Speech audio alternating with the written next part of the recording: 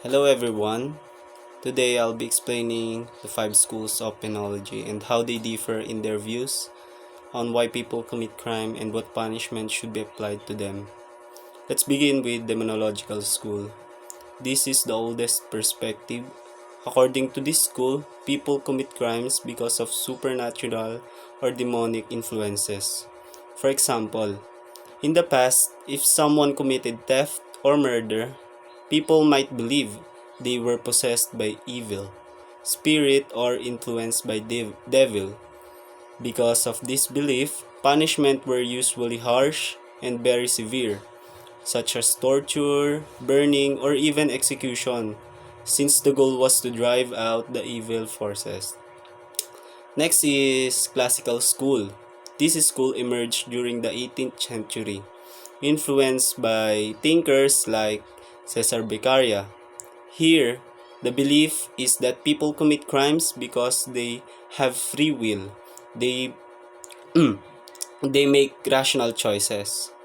They weigh the pleasure of committing a crime against the pain of the punishment. That's why the classical school emphasized clear laws and proportionate punishment. The idea was that if punishment is swift, certain, and not excessive, it will deter crime. Then we have the neoclassical school. This is usually a modification of the classical ideas. It accepts that people have free will, but also recognize that some individuals cannot make fully rational choices.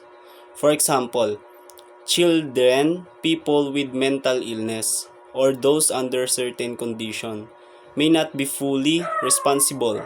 So the neoclassical school introduced the idea of mitigating circumstances. This means punishment should still be given, but they must consider the age, mental state, or situation of the offender. Now, the positivist school. This school completely shifts the focus. Instead of believing crime is simply choices. Positivist says that crime has causes that can be studied scientifically. These causes could be biological, psychological, or social. For example, Cesar Lombroso believes that some criminals are born with physical traits that predispose them to commit crime. Later, positivists also considered environment poverty or mental health.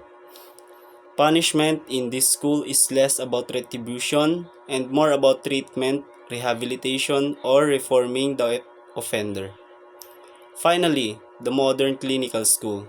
This is a more recent perspective that builds on positivism. It views criminal in the same way that doctors view patient. Each case is unique and should be studied carefully. The focus is on diagnosis, treatment, and rehabilitation instead of applying one-size-fits-all punishment. The modern clinical school emphasizes individual approaches such as therapy, counseling, education, or rehabilitation programs to help offenders return to society as productive members. Thank you everyone, that's all.